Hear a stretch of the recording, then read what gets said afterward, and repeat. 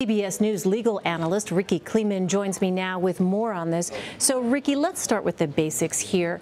When can a judge declare a mistrial, and when was the writing on the wall, so to speak, in this particular case? A judge has all the time in the world to declare a mistrial. A judge could keep a jury out for days or weeks, but at some point, when a jury repeatedly comes back and says that we are hopelessly deadlocked on every single count, this judge went one extra step, very, very rare, by the way, by talking to each juror individually. That almost never happens.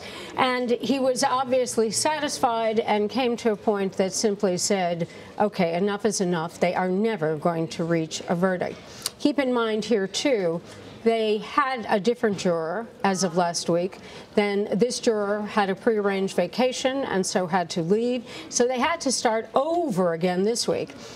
So when they come back on day one of this week and say we can't reach a verdict, I don't blame the judge for sending them back and waiting.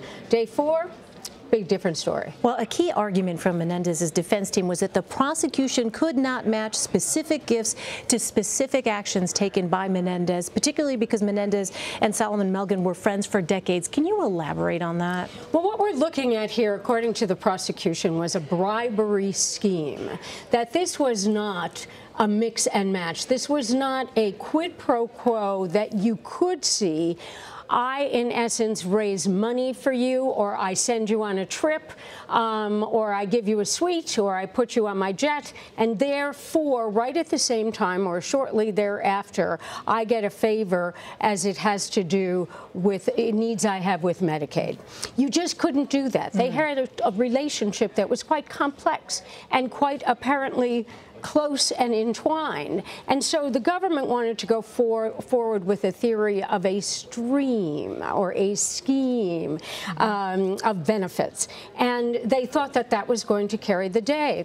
The judge did not dismiss the case at the end of the government's case because of this theory, even though you couldn't match and put the two together. But ultimately, the jury could not come to a conclusion. It's interesting. Menendez also did not testify during the trial. Why is that? And did that impact the outcome here at all? Well, as a trial lawyer, I say it definitely impacted the outcome, because it was one of the smartest decisions that Senator Menendez and his lawyers made. What happens in any kind of a criminal case is the jury is instructed the burden of proof is beyond a reasonable doubt, and it's all 100% on the prosecution. Just by human nature, once a defendant takes the witness stand, the jury forgets about the government's case because they're so interested in looking at the defendant and assessing his or her testimony.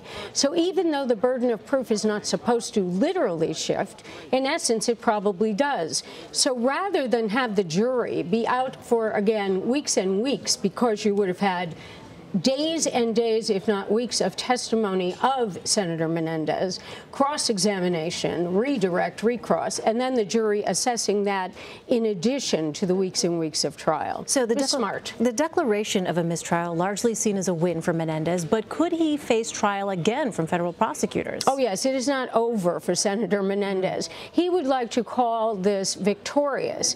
It is for the moment. You could be euphoric, but it's not over till it's over. Number one, the prosecution has the ability and the right to retry this case should they choose to do so. There are many factors that go into that decision, including how much is it going to cost? What about witnesses? What about memories? Also, simply the fact of, is there any knowledge of what the vote was? Sometimes that comes forth, sometimes it doesn't. I mean, if you were 11-1 or 10-2 for acquittal, that's not an incentive for the government to go forward. However, if you were 11-1 or 10-2 for conviction, that may be an incentive. But even then, his problems aren't over. He has to run for re-election next year. So let's say the government is going to retry him and he has to run for re-election. Or even if the government doesn't retry him, he's running for re-election.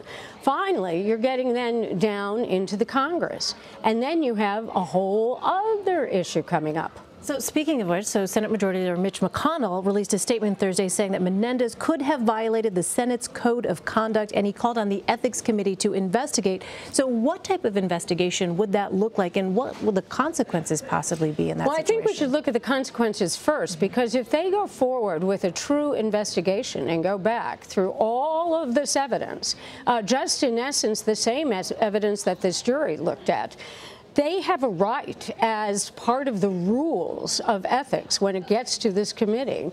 It could be as little as a censure, which is not very pleasant, but it could be as much as expulsion. Now, that takes a big vote, and it is done very infrequently. But even the issue of a censure, no one wants to go around with that on their backs. So Senator Menendez has a lot of thinking to do about his reelection and return to the Senate. More to come, no doubt. Rikki Klieman, thanks so much, Rikki. Thank you, Elaine.